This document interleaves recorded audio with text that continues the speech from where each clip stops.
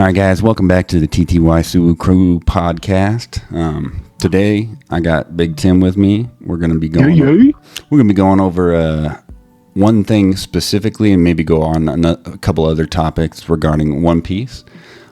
Today, we're going to be talking about basically the biggest mystery. I mean, you could argue a few different ones, but what is the Will of D?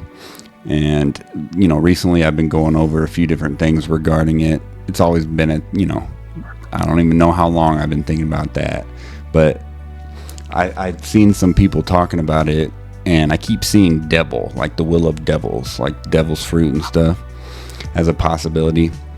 But what I have here and what I wanted to talk with you about today is the possibility of the will of D meaning the will of dreams. And that's the theory that I've had for a little while. I don't know what your stance on that is, Tim. What's your opinion on that? Man, it's I've wondered that over 20 years. So, I mean, it could definitely be dreams. There's a lot of things it could be, but I don't know if it's necessarily one, because I mean, even going back to Roger, he had the will of D too. Mm-hmm. So I mean, they didn't have obviously devil fruits and stuff. So I mean, I don't know if it's the will of devils, but yeah, it could possibly be dreams. Mm-hmm. Yeah, that's what I'm thinking. And as we've gotten into the more recent chapters, we're finally getting into some major reveals, talking about Emu, the Holy Knights. We're getting close to the Void Century in terms of understanding exactly what happened. And this theory specifically could kind of tie in everything, like Joy Boy, Devil's Fruits, Final War, kind of touch on the three different worlds that we saw in the more recent chapters. Let's just kind of go over what we know about the Will of D. What information we have, personal thoughts on it, things like that. Because it's a mystery that everyone's thought about for decades now. We got Luffy, Roger, Blackbeard, Law, Garp, Dragon, like the key people in the whole entire series in terms of protagonists, antagonists, things like that. And what we know about the Will of D is that these individuals challenge the status quo. They smile in the face of death, and we have examples of that with Roger and Luffy. And it always seems to be that they inspire others to carry on, whether it be, when Luffy comes into a village and does all this crazy stuff, inevitably, as comedic as Luffy is, he is the most serious when it comes to helping people with their struggles. And all they usually have to do is just say, "Help me." That's all he wants to hear. More to do with God Nika though too, because he's the liberator. He brings freedom and frees people from their situations, such as whether it be Zoro or even like random people. It could be kids and stuff too. So that's the whole point of Nika, is freeing people from their situation. Even Loki, you know what I'm saying? Right. Freeing them from their situation. And this even touches on what I think Roger's final words were kind of pointing towards. My treasure.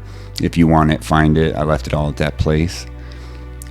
I mean, It sparked the pirate age, but it sparked a global dream of the freedom to be able to go out onto the sea and explore what your dreams are. Done. Yeah, and even Whitebeard's final words were, one day someone will come to carry on that will, like Roger's will, and the will of D in general is just always touched on, but it's never truly explored, and that's what Oda does best. He gives you these little things here and there, and this is my thoughts are it's the biggest one. Do you believe it, like the will of D is an inherited will? Is it like family related, or is it specific to like individuals that, I don't know. I just feel like there's got to be something, and I just feel like it connects to dreams. Yeah, or probably somebody else will carry on the torch. But I mean, Luffy and Roger shared the same dream. We don't really know what that dream is yet, but yeah, we know that Luffy wants to be the Pirate King, obviously. But it's more than that, right? And it was revealed. It was revealed in that episode shortly after they left Wano. He told the crew his actual dream, and obviously it wasn't revealed to us. But no, I mean, I think that as the implications show, his dream is to be the most free, or his dream is that everyone is free. And it's not free in the sense, like it is, but his freedom is like, I want everyone to be free and be able to eat whatever they want when they want. Party, or party when they want. You know what I'm saying? Everybody can come together and like have a good time and party from all over the world. And I all at one same time. Yeah, and I think that Roger, as he made it to Laugh Tale, read the Poneglyphs, or had Odin read them. He came to the realization that his dream was left unfinished, but it would be finished in like 20 years. Mm-hmm. And he even said we were too early. Like, it's been showing that everything has been leading to this, and Blackbeard's kind of he's so much like Luffy, but in every way it's kind of the opposite. But I think they want the same thing, honestly. They both want the freedom to do whatever they want. Mm-hmm. Blackbeard fights like he the main character on God. Mm-hmm. He has no fear of anything. Right. And go down to wherever else, And he takes other people's powers. He does whatever he wants, but he knows when he needs to fall back and when to pursue. Because if you think about Blackbeard, he's more readily able to fight those that have devil's fruits, because his darkness fruit counters devil's fruits. It can take their abilities. It's like hockey, but it's a devil's fruit. Now he does not pursue those who have advanced hockey. He backed off when Shanks presented himself. He backed off as soon as he saw Rayleigh exploding with hockey, even though he says he couldn't have taken him. There's a possibility that it would have been a really good fight.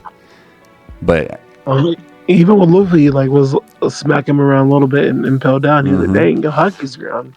Yep. He knows that's what it takes to take him out. Right. And that's the thing about Blackbeard is he kind of twists everything into nightmares from the outside perspective, but he's so jolly and he loves his crew and stuff. He's very much like Luffy, but it's the antithesis to Luffy. And and with the Holy Knights being revealed in the most recent chapters, and especially the most recent chapters where we saw the abilities of the Holy Knights and the ability to create nightmares. And specifically what we saw is Nightmare Nika. You remember? Mm-hmm. From the kids. Yeah. The kids' drawings. Well, it wasn't even... That was the nightmare that we saw that had Nightmare Nika it was implied that it was that girl's nightmare, because when he said, what do you fear? And she's like, Nika. Oh God. So and she drew them though. They all drew them and stuff. Right. I don't know if he's using the paper, or if he's putting the kids who were some sort of system or whatever to produce those things, but it's crazy. And it kind of brings it back, because what Vegapunk said is devil's fruits are born from people's desires. And if you think about it just a little bit differently, devil's fruits are born from people's dreams, desires, dreams. They're in this context, they're very much the same. And what if that specifically ties directly in with the Will of D? What if maybe Joy Boy created Nika just by believing it? Not saying that he created Nika itself, but that same type of dream. What if Nika wasn't necessarily a real figure? You know what I'm saying? What if throughout the ages it was just that inherited will? Like, There had been several because Joy, because the elephant, Joynisha and all them, they Zanisha. remember. Yeah, the Zanisha, yeah. They all remember Joy Boy. Yeah. You know what I'm saying? Well, I mean, Joy Boy, I don't know how long he lived prior to the Void Century, but that was the time frame that he lived in, the second world. But it was there was definitely him. Right. There, but the heart. My question ends up being, what came before that? Like, with how everything's been explained, it's almost as if the dreams of the slaves, like to have the freedom, those dreams and whatever is utilized to create the devil's fruits, or however they came to be, it's, Vegapunk implied that it was related to people's dreams, their desires. So somebody dreams about this, a fruit shows up. Joy Boy dreams of liberation. We don't know necessarily what his past was exactly, but that specific fruit which had been available in the past, and always the Nika fruit always avoids the world government, like it has its own will. They all do. I mean, especially the zones. Those ones have the most will of their own. Yeah, well, that's what you said. Well, that's why you don't really see awakened Zoans. With the jailers in Impel Down, I think that was the earliest point back where they said Zoans once awakened tend to lose their consciousness, their will, and they become more instinctual creatures based on whatever they are. Rob Lucci and Kaku are kind of ones that are outside of that. You see maybe a little bit more mental determination allowed them to become awakened without losing their sense of self. Which is crazy because I feels like their HP went up with it too. Like Rob Lucci can take a lot of damage now, and he's still like, I'm still going. Like, I don't even. That fight was fun for me, but that scared me. That let me know like he's an even tougher cookie now. Because Luffy was pulling all the stops to try to beat him, and he just kept coming back. It's like a roach that you flush down the toilet that just won't go down. I'm kidding. It's crazy, bro. But I mean, realistically, if you think about it, Oda's so good at foreshadowing and tying things together, and a lot of the time, he probably wasn't planning some of these things, but he just knew his story so well that he could touch on certain things in the past and make them relevant to this moment. And I think what Oda also does is, I think he takes a lot of inspiration from people's theories. Like I'm sure he probably listens or reads what people are thinking and kind of maybe, I'm going to change this. He's influenced by the theories that are out there. And I think it helps us as well to enjoy what we're seeing, because we're satisfied when one of our theories are true, or one of the things that, there's no way that this could tie in, but it ends up tying in, And those are the things we look for as consumers, the things that, that aligns with exactly what I was thinking, That's why I was like, when Luffy awakens his ability, it's going to just be rubber everything around him. That's why I was telling you, like, years and years and years ago when we were talking about Impel Down and stuff or whatever. But I was just like, Luffy's going to be like able to control everything around him. Back then, you were saying Luffy was going to be awakened, like before we really knew that it was. We didn't really see this. The only thing that we knew about awakened was for Zoans, and they lose their sense of self. The first time we actually saw somebody that was truly awakened, that was able to fully flesh out that stuff, was Doflamingo. Don Quixote, Doflamingo. I was like, yeah, that was even more proof to me. Like, I was like, bro, so when Luffy like fully awakens, instead of his being string, I was like, it's gotta definitely gonna be rubber or bouncy all around him and stuff, I was like, almost like Bellamy. That's what I said to you. But it's gonna be now it's on a god tier level of Bellamy, because instead of ceiling, he has the clouds. Those clouds always seem to be involved with somebody who's got an awakened power. Yeah, And I know when we crazy. saw the elders and they showed up and we saw that same kind of aura coming off of them. It's like gods, Right, but I like think, the old school gods. and I really truly think that, or I believe fully that the elders, their longevity, their powers, all that stuff is just directly tied to Emu. I Like think Emu provided it to them. And I don't know what fruit or what power Emu has, but I think it's probably like the devil fruit or something like that. You know what I'm saying? Like something. I mean, but the thing is like, even with that being said, there's some trick to like immortality that Emu's providing to them. Right. Because they've been around for hundreds and hundreds of years, and Emu's providing some sort of, I don't know, like fountain of youth to preserve them. I don't know. It makes no sense to me. And with Emu, there's a possibility. People have said somebody used the Opie fruit on Law's fruit on Emu hundreds of years ago, and he was immortal, and then he got devil's fruit. I don't know the story. Emu. He's a very enigmatic character that we don't know much about, and I look forward to learning more about him. But things like the Will of D, and that's been there since Monkey D. Luffy. I mean, the main character. But we didn't start really thinking about that until, I think, the Marineford arc, where they showed in Whitebeard's final moments his last conversation with Roger, where they were talking. And Gold Roger was like, you know what they call me nowadays? Gold Roger. And then Whitebeard's like, that's not your name? And he's like, no. It's Gold D. Roger. And then he told Whitebeard. We didn't get to see that, but that was that first moment like, oh, that's why all these people have D in their name. But what is it? What is it really? And I think, with this possible theory of it being dreams, we can find so many different things to tie in. What if Joy Boy's dream created an era of freedom? The ancient kingdom, it could have been a utopia where people's dreams shaped the world.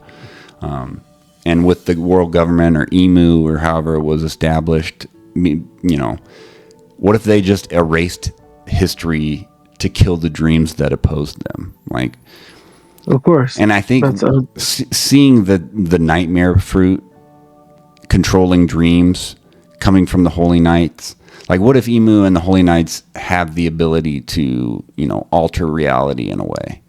And I know that, obviously, bringing fucking dreams to reality, nightmares to reality, and them being tangible and able to attack you, that's a pretty OP fruit. Like, that's insane. That's insane. Okay. Beautiful. And I think, the world government has shown us on countless occasions that they fear the people's dreams. They fear liberation. Not necessarily the Marines, but the world government, the celestial dragons, the ones that truly rule or are the face of the rulers. But why does the world government fear those things? Why did they? Because they want people to be dumb, bro. They want people to be just sheep, to be able to easily control, bro. It doesn't want people to rebel and that's the real life too, like, bro. And I think it goes deeper.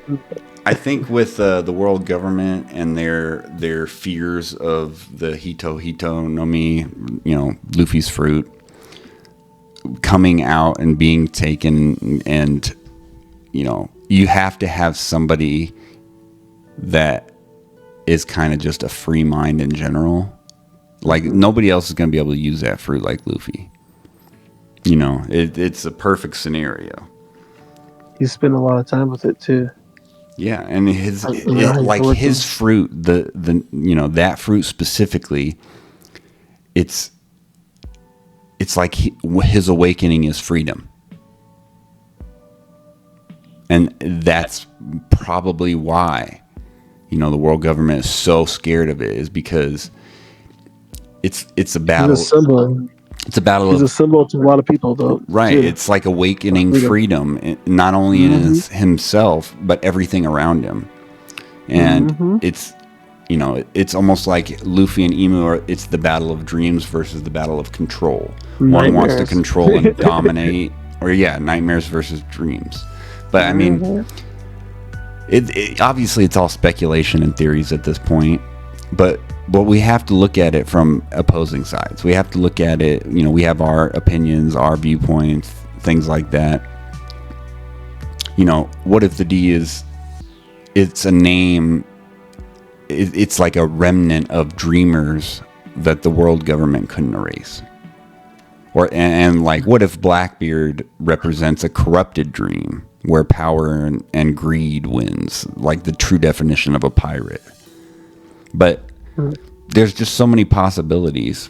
I think that truly it is the will of dreams, and that Luffy is going to spread the ability to dream freely to the entire world. And that's who he is. Obviously the fruit helps him, and it was destiny.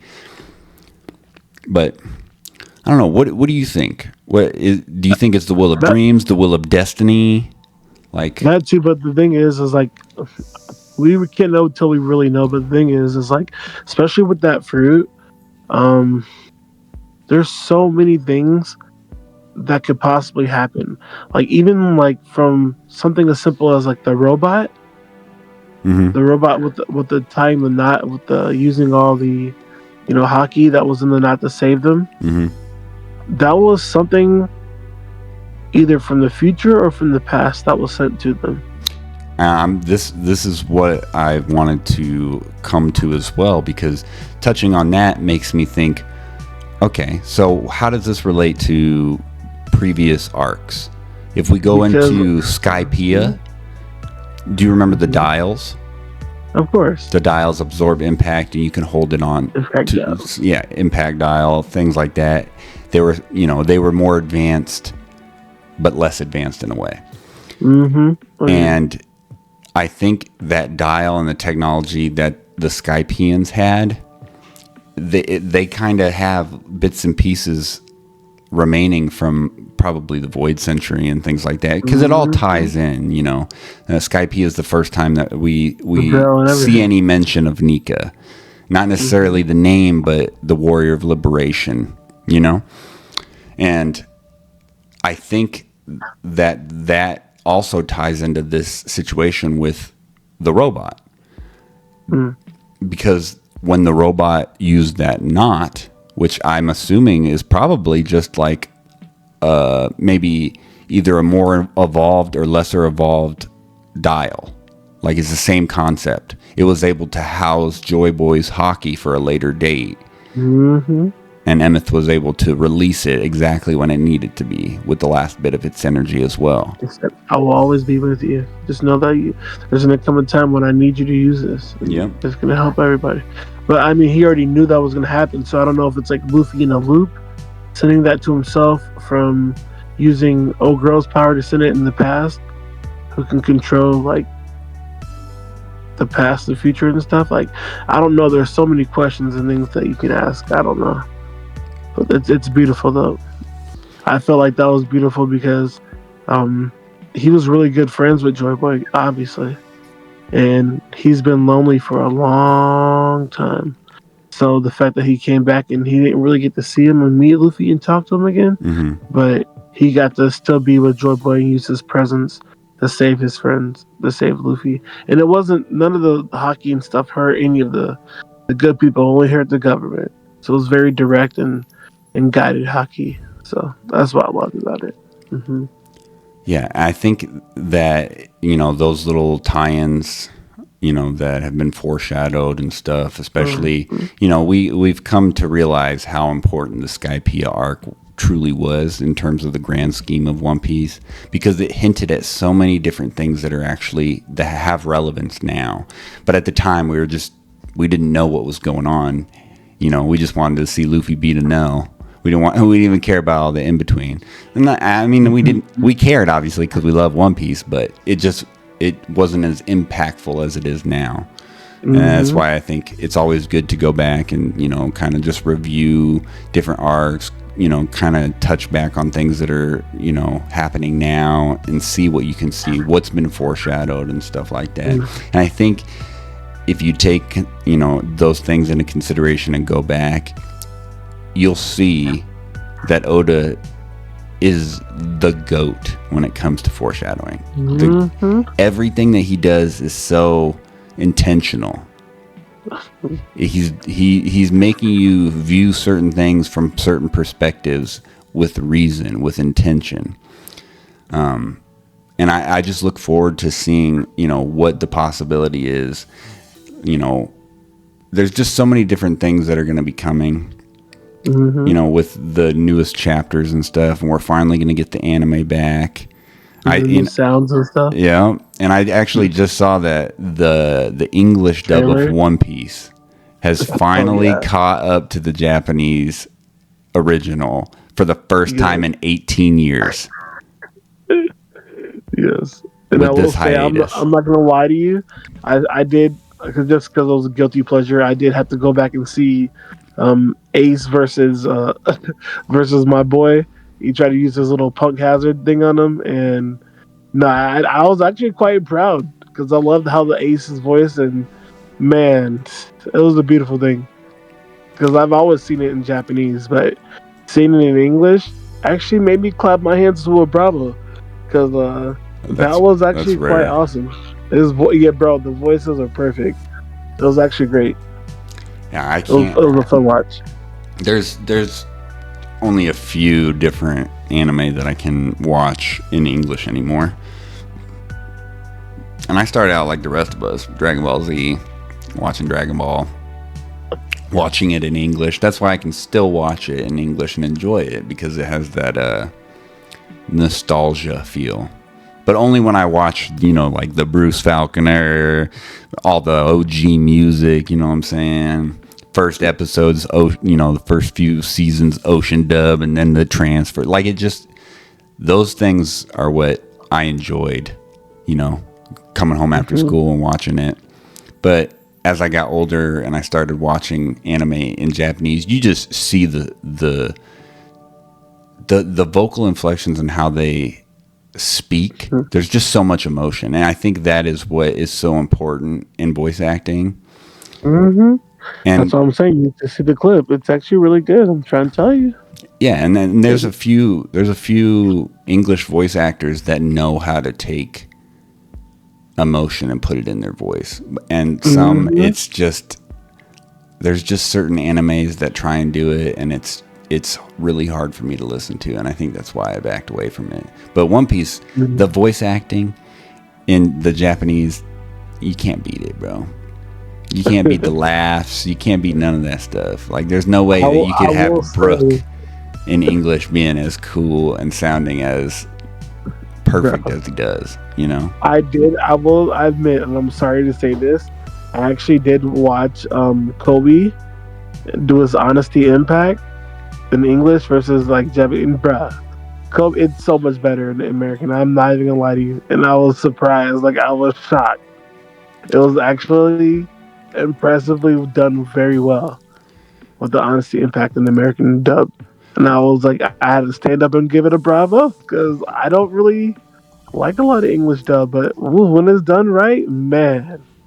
I think with male characters in English, like that's the thing, in Japanese, in anime, the main character, even if they're a man, for whatever reason, they'll use a woman to voice the main character, even if they're a man.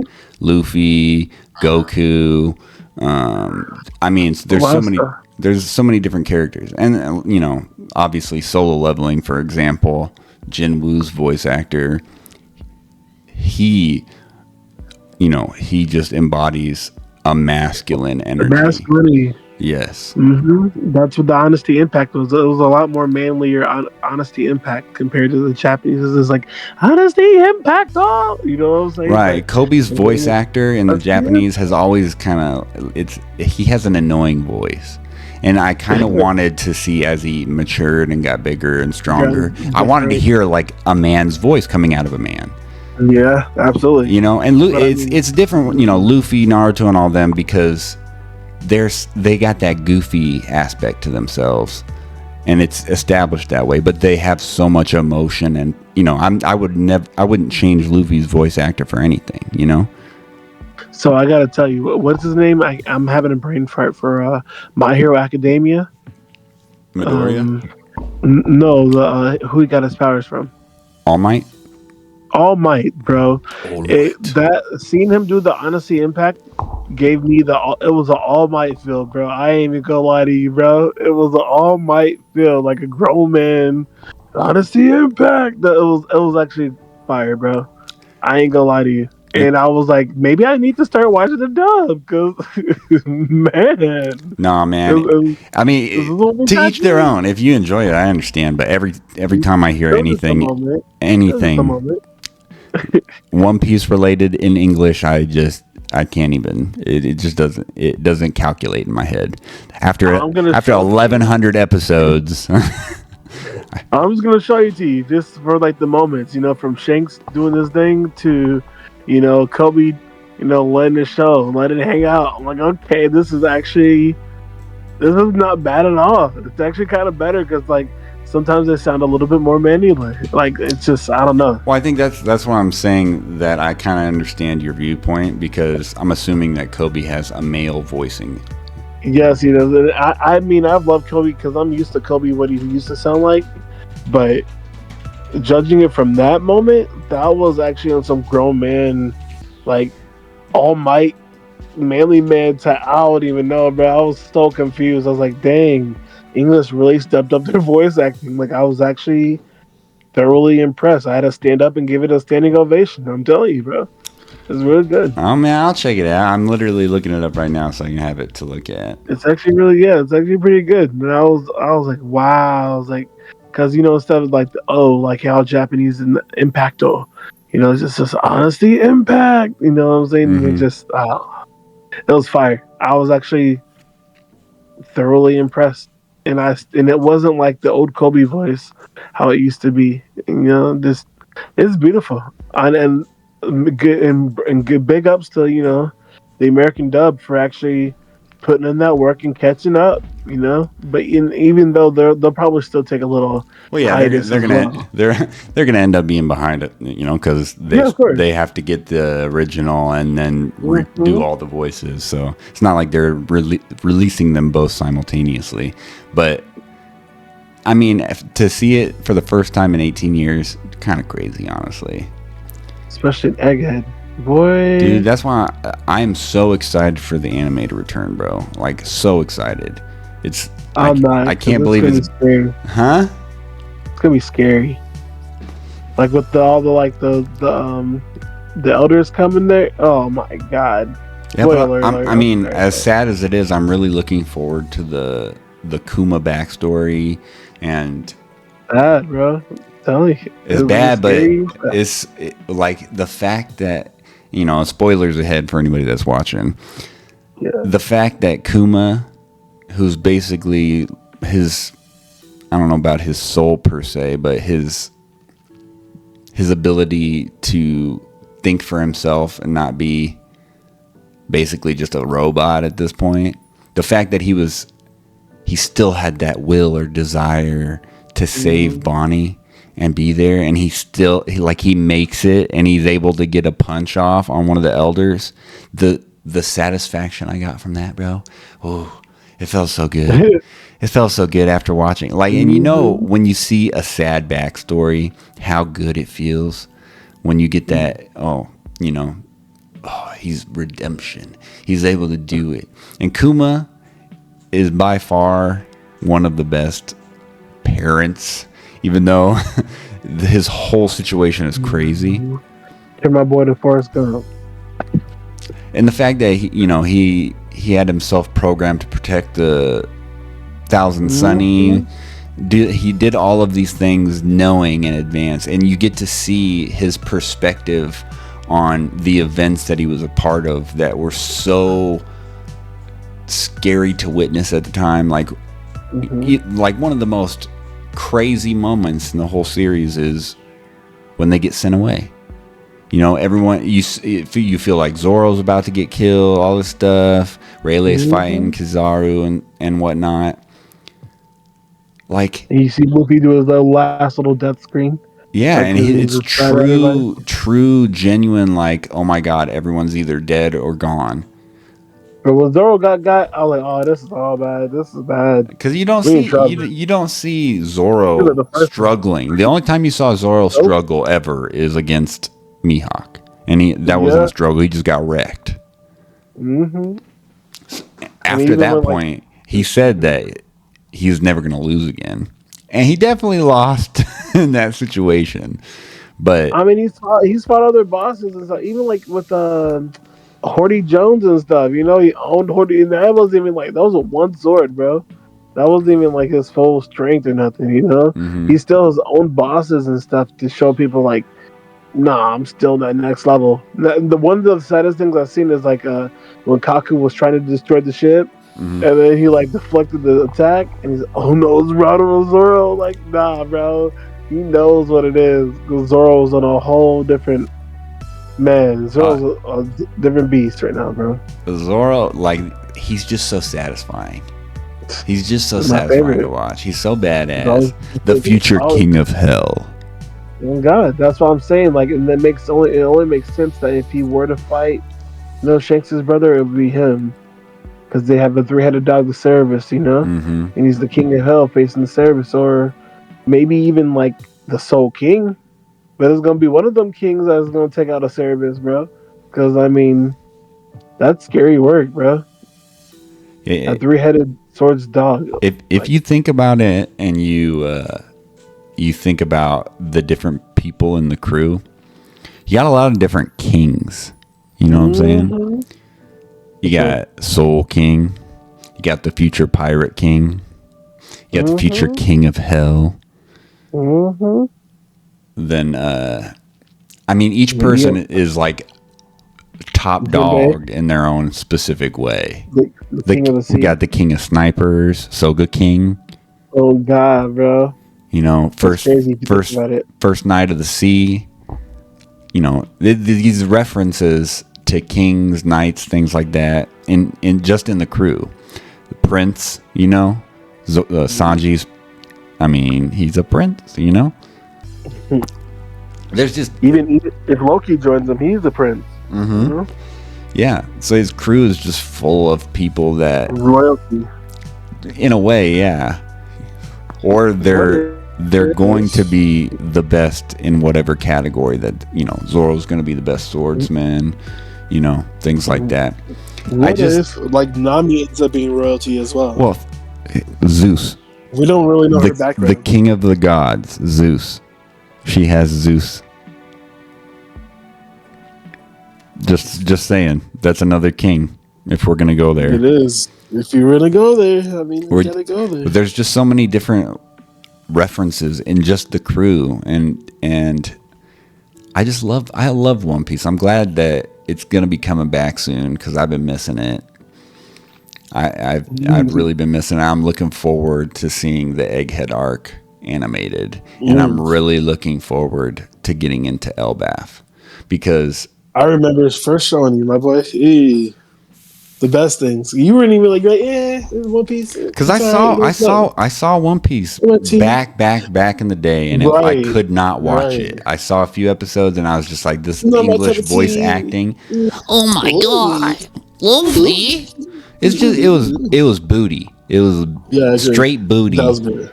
And I just, it kind of turned me off to it. I was like, nah, bro. Like, you gotta watch Japanese version, bro. Yeah, bro. I remember being at Lance's with you and Isaac, and we watched fucking Gear Second for the first time. Gear Secondo. And that changed your whole life. You're like, this is like Dragon Ball Z. I'm like, bruh, keep watching. It only gets better. And that, it only gets better. That. You know, you sparked my love for One Piece, and now I just, you know, I love One Piece. I got Luffy sitting next to me. I got Luffy on my desk. I got the Straw Hats. I got Zoro, Luffy, and Sanji's current wanted posters burned on a piece of wood next to me. Like, I love One Piece, bro. I'm thankful that I have the ability to be where I'm at, watch it, enjoy it, talk to my best friend about it, put a video up. The Shangri-La Frontier. That's Did you watch the new episode today? Of Shangri-La or what? Of course. Are you watching it? I've been watching it. I've been watching it the whole time. You finally got no way. I've been literally watching it since it came out. I watch every new episode. I've watched every new episode as soon as it comes out the whole time. It's just in the second season there was a bit of a time where it was dull to me. Like the first season was just, it set everything up really well, and it's getting better again. Like I'm starting to enjoy it more and more again. It's just there's certain aspects to it that are just kind of cheesy and corny at times, and it's hard for me to put myself in the position where, like, oh, this is, oh man, it'd be so cool to do this, all that, when they're just playing a game. It's not like the average isekai where, oh, somebody dies and they're reborn in a world, or like with Solo Leveling where he's about to die and he's reborn in his own world with the same skill sets as somebody in a isekai. You got the there is things at stake because they're NPCs, so if they die, they die. You know what I'm saying? They die in that world. He'll never be able to get the bunny back if she dies. Right. And I understand. So you got to keep that. I understand that in a way, and like, I think, but because of how I conceptualize in my head AI at this moment, I think of it like, we don't have full dive technology. We can't do it yet. There's a possibility someday we'll be able to. And I've seen people say, in the next 20 years we'll have full dive. And I've seen people say, well, yeah, we're never gonna have full dive. There's no way you're gonna be able to, fucking pull all your senses. Will submerge your consciousness into a game, a virtual reality game. I honestly believe it. There's no way that we're not going to be able to get to that point. If you think about it, where like Neuralink and other neuro devices, already starting with interfaces, there's already a guy that has his neural implant that is able to completely control a computer with just his eyes and thoughts. Yeah, and he's able to make more precise things than a person with the mouse and just clicking on stuff. It's based specifically on the moment that he thinks about it and where he's looking. So there's no delay, like the delay of the brain sending that response to your hand and you doing the action. It removes that. It's just the brain making the response. So it's way more intuitive. If they're already at that point, there's no way we're not going to have full dive someday. There's no way. Like it's going to be there with especially with artificial intelligence, the learning capabilities, with there's advancements in quantum computing. Those computers are 1,000,000 times more powerful than a supercomputer. I think the Google's quantum computer is able to calculate a specific equation or whatever specific details of a question. One that would take a supercomputer 50,000 years, it takes a quantum computer seconds. That's insane, actually. Because because with quantum computers, it's not.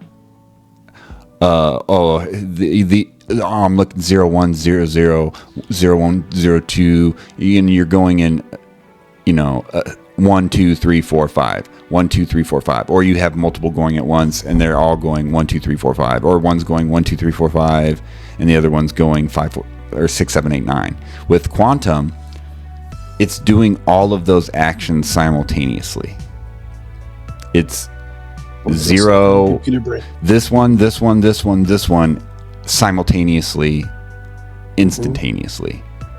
And with quantum computing, with quantum mechanics in general, quantum engineering, it's so strange because it functions outside of our general concept of how reality functions. Once something is superimposed or entangled, let's say you have two particles, two photons that you have entangled.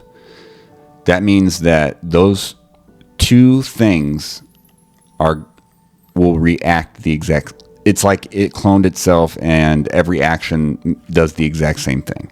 So a quantum particle that is entangled on the other side of the universe, and a quantum particle that is entangled right here in this specific moment, in this specific space. If you do something to that particle here, that particle on the other side of the universe in the exact same moment will do the exact same thing because they are entangled. But would you think it's just one particle, or is it several particles that would do that? You know, just the two particles that you were able to entangle at the quantum level, they are now connected in a way that you can't really explain with.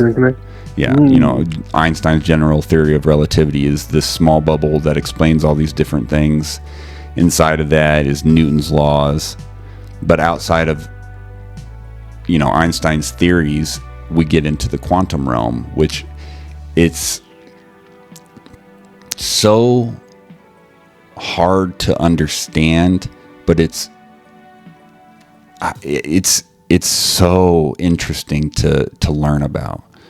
And it makes my mind hurt. Well, yeah, I think once we're able to have, and they're already making them smaller, because quantum computers, you have to have, you know, the inside of the computer cooled to almost absolute zero. And being able to do that on a smaller scale is very difficult, but they're making them smaller, more functional, things like that. In the next 10 years, considering quantum computing and AI technology and the possibility of Neuralink advancing and things like that, those neural devices, we're going to have full dive. I don't know if people are necessarily going to want to do it. I don't know. I definitely would. I mean, it would be cool, but I think there's, you know, all these people think about the different possibilities. Oh, could I be controlled? Can they see my thoughts? Like, there's so many things that are attached to that when you're giving up a portion of your brain. Not necessarily a portion of your brain, but you're putting a chip that is communicating with your brain, interfacing with your brain. So when, you know, there's a lot of things that could go wrong. And I think that, you know, ethically, there's a lot of questions on whether or not putting a chip in somebody's brain and the information and the communication with the device and the brain, is that an invasion, you know, like of privacy? Yeah, you know, there's a lot of things that go along with that, but you know, if you agree to it and you want to do it and you're okay with it and it doesn't bother you that there's a computer that's interfacing with your thoughts and you're, you know, then go for it. Like, fucking. That's if your body doesn't fight it off as a foreign object. You know what I'm saying? Like, well, it seems like if your body doesn't reject it. With what the devices, those chips are made of, there's low interference. There's low. It's not like, you know, a limb transplant where your body's fighting off and you have to take medications for the rest of your life to make sure that your body doesn't fight off what has, you know, is a new piece to that. And then, you know, that's what we do. Our immune responds to anything that's foreign. But I think they've thought of those things, and with seeing that guy be able to control a computer with just his mind, we're getting there. And I think someday, if I'm older and I don't have a lot of things to worry about, I'd do it, bro. You're funny. I'd do it. So I got a question. What would you think? What do you like in regards to like the Blackbeard, you know, theory? Well, how you feel about Blackbeard, man? Do you think he's a good guy, bad guy? How you feel about him?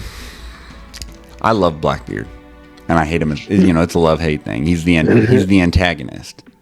You know, you know, you could either view Blackbeard as the final antagonist or Emu. You know, it's going to be. You think he's gonna kill Garp?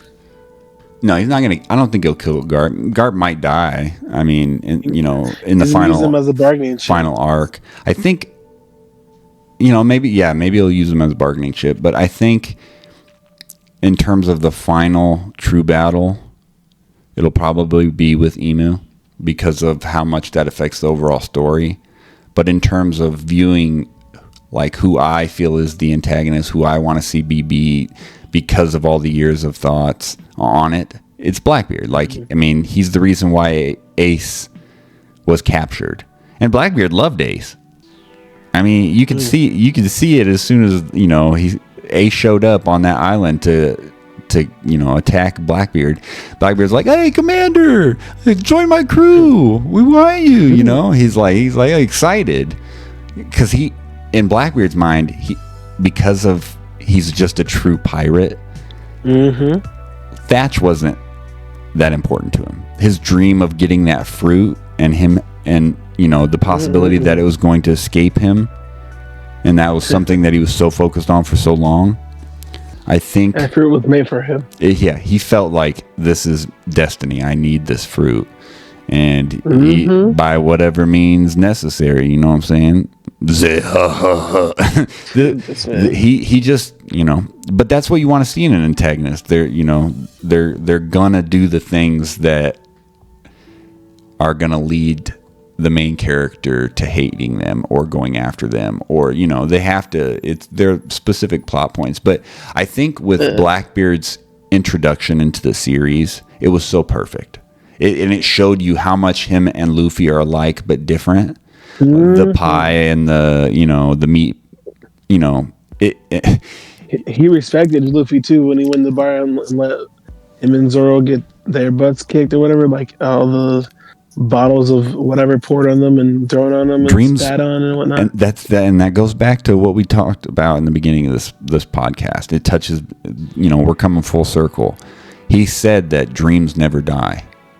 That was, and he that moment where he, like, that kind of solidified Blackbeard as, I like this dude. Like, he's just such a good, strong antagonist character, but has so many, like, qualities that make him likable.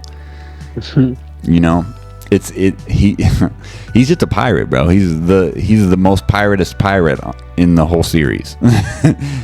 Who's your favorite, like, bad pirate? Is it Blackbeard in the series? Yeah, I mean, in terms of just, you know, bad. I guess he's bad. He's just, like I said, he's just like Luffy. He's trying to get freedom, but his freedom, like, he's just a pirate. His ideals are, I'm going to take over. We're all going to be free. It's going to be, you know, crazy.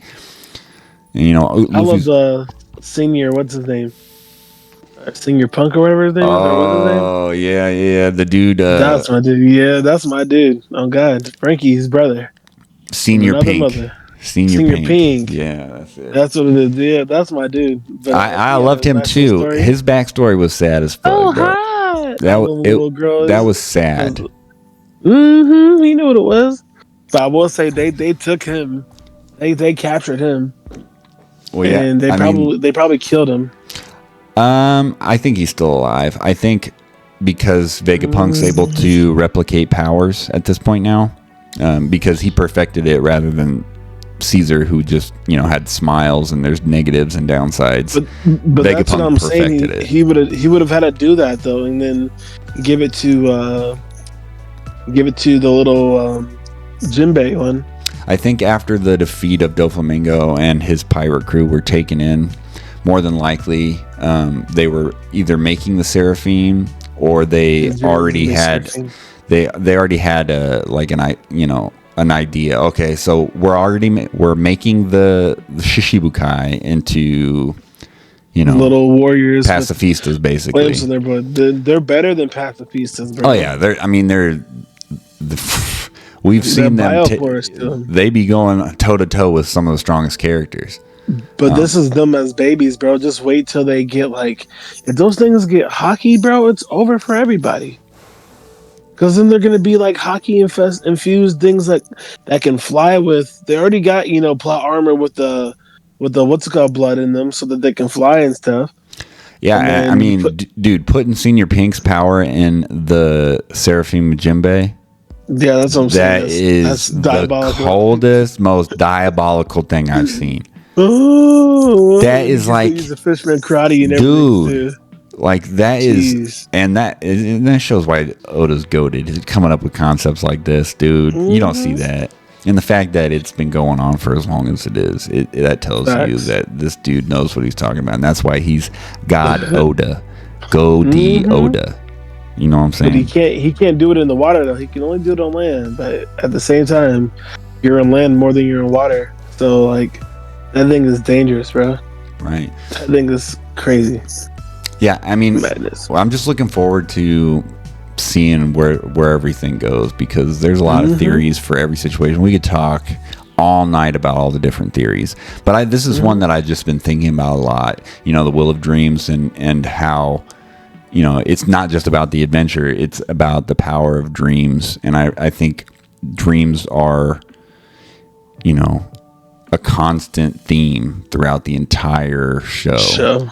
Absolutely. In every scenario, dreams of liberation, dreams, you know, aspirations, and you know, these are the people's desires. You know, it could be the will of destiny, the will of desires, things like that. But truly, like, because dreams have been pointed out so many times, I feel like that's the obvious answer. And if things keep going the way they are, the final battle, the final arc is going to be probably the most insane spectacle in all of anime. It is going to be, you know, I don't know what else I could compare it to. They've said that it's going to be 100 times better than Marineford, and Marineford is one of the Marineford on crack. Yeah, I mean, having the Straw Hat Grand Fleet show up. There's so many different things that are going to happen that we have all been waiting 20 plus years to see, and so many things are going to be solved, explained, all that, and it's coming soon. But Luffy is going to have to destroy. I don't know when it's going to happen. Maybe at the very end, and maybe everything's going to flood and stuff. But he's going to have to destroy Fishman. You know what I think is going to happen? So there's been reference to Jormungandr. Do you know who Jormungandr is? I'm guessing a mythological guy. But go ahead. Jormungandr is the world serpent. It's okay. You know, it's. I'm about to say for Loki in them's world. Right. I was about to say that. In Norse mythology and Germanic mythology, Fenrir and Jormungandr are the children of Loki. Jormungandr is Loki's child. What? Yes. So is Fenrir. So there, obviously, we're seeing tie-ins to Norse mythology, and we saw in the pictures of the previous worlds, World 1, 2, we see the giant serpent, and the size of that thing. It's Jormungandr, and I have this strange feeling that Jormungandr might be a part of the Red Line, or might be the Red Line itself, or trapped in the Red Line. Or it's going to be something, you know, where, you know how everybody has their beasts that they can talk to and see kings and stuff? You might be able to talk to one of them, and they may be able to talk to Luffy and all of them. Yeah, I mean... Maybe even pull the sleigh. It might even be able to pull the people for all of Luffy's fleet on... What was that boat that Luffy almost destroyed? I think, like, if the Jormungandr character is associated as being Loki's kin, or them having some sort of connection, whether it be his lineage or whatever it is. Obviously, Jormungandr is not going to be his kid. It's already been kind of foreshadowed. I think if Jormungandr is on our side rather than the world government's, in the past, because we've seen Zunisha, we've seen these giant creatures. The world serpent is supposed to be able to wrap itself around the entire world. What wraps itself around the entire One Piece world? I mean, the red line. A couple of things. I would say the red line, and also, I mean, the grand line does too. But the red line separates the two worlds, the old world, the new world. The new world. Mm-hmm. Right. And it goes around the entirety of the Earth. And what sits at the top of the red line? Not Marine Fort. Marijoa. Marijoa, yeah. Where the celestial dragons, Emu, and all of them live. I think in either the first or second world, Jormungandr was defeated, or they sealed Jormungandr, or they used Jormungandr's body that was wrapped around the earth and used it to make the red line. And then they sat atop, looking over the entire world, atop of the red line, atop of the world serpent that they defeated. And I'm assuming it probably happened in the second world during the Void Century. And the world serpent, Zunisha, Emeth, the robot, Joy Boy, they probably all were on the same side. And I'm not sure how Joy Boy would have been defeated or how all that played out. But I just have this underlying feeling that Jormungandr is going to be connected to the red line in some way. That'd be awesome. But I will say, I mean, I feel like and it might even be when, I feel like maybe when Luffy destroys Marijois, maybe it's going to destroy like Fishman Island in doing so, or so, because the reality of the situation is things are about to get really bad in Marijois because they're getting starved out right now. Mm-hmm. And they don't have any food, and they're going to turn amongst themselves. They're going to turn on themselves, the people are. I mean, and they're just the most worthless people. Like, they have no way to survive for themselves. They rely on everybody and their slaves, everybody around them. But that's going to be really bad. That's going to hinder them, like, really bad. And maybe something's going to happen. I don't know how it's going to happen, but this is just the start. You know what I'm saying? And things are going to get really grimy. It's about to start getting really grimy up there. Because they don't have they're running out of food. And they don't even know it, how much they're really running out of food, but they're really running out of food really bad. Yeah, they just, that concept is new to them. They don't know what it's like to go without. They get instant gratification in every scenario, and they have for the last 800 years. The babies, spoiled babies of the... but they gonna learn long dick tonight. Oh, good. They gonna learn out. They gonna find out sooner or later, because like that's getting starved out, and so you can't even turn towards your servants to get. You know what I'm saying? You can't get mad at them or nothing. Mm-hmm. You're just gonna probably either have to leave, or something's gonna have to happen. Like, you know. And so we're really about to find out. I don't even know if Emu eats, but if they do, it's gonna get really ugly. Yeah, real. And you know, I'm touching back on it real quick with Jormungandr. Like, it's just so unnatural that there's a massive land formation that splits the world. Like, and it just think about it. What if it is the body of the giant serpent that was turned to stone? Yeah, but how would you ever turn them back? That's the thing. So I don't know. Yeah, I mean, if the user that did it, you know, Boa Hancock's fruit, it doesn't work like that.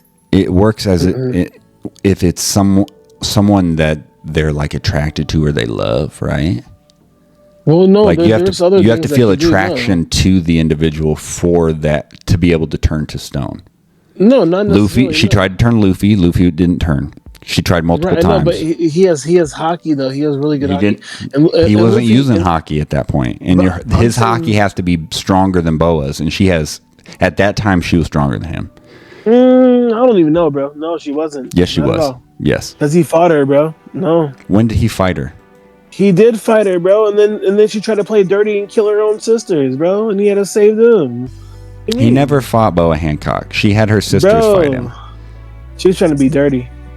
Yeah, when he landed there, she hates men. And then Luffy ended up in the bathroom, and he saw her back and all that stuff. But that's only for certain things. Like she still has certain moves that can turn you to stone that aren't like lovey moves. You know what I'm saying? There's other moves that she can do. But the thing is like even if it was a person who was like Boa Hancock can't then turn the world snake back to like normal because that user is already dead. So if that is the case, then what happens if the Red Line and Mary Joie are destroyed? The whole world floods. Yeah, that's what I'm saying. The whole world's gonna flood. That's what I'm saying. It's gonna destroy. They've already, Fishman Island. They've already indicated that. After Lelouch, the world is noticing that it's rising. The water is rising, and that is, that this is all obviously going to tie into the Fishman arc and Noah, and it is going to be relevant, and the fortune that was told that says that Luffy will destroy Fishman Island, I'm assuming that it probably will be that way, but it's going to lead to the new world outside of the first, second, and third world. We're in the third world right now. It's going to bring about all blue. And there's people in the series that can create islands and do all sorts of crazy stuff. There's powers in every single capacity throughout the series. And to say that the world would not be able to continue if it all flooded, But anyways, there's just so many different things. And Jormungandr in Norse mythology, it's fated to awaken and bring about Ragnarok. That is the major association between the two. So if Jormungandr is fated to wake up and destroy, it's a cycle of destruction and rebirth. We leave that old world. There's so many different things that it could be, but we'll go ahead and call it here. Don't want to get carried away too much, and I think my daughter's crying, so it's okay. But it was good to talk about it, bro. I'm glad we got to get a podcast put out. And I want to try and be a little bit more consistent with it, so we can put out more material, more frequently. But okay. Hell yeah, bro. I appreciate your time. I'm glad we were able to get this out. I hope everyone likes it. Y'all have a great day. Yes, we appreciate you guys. All right.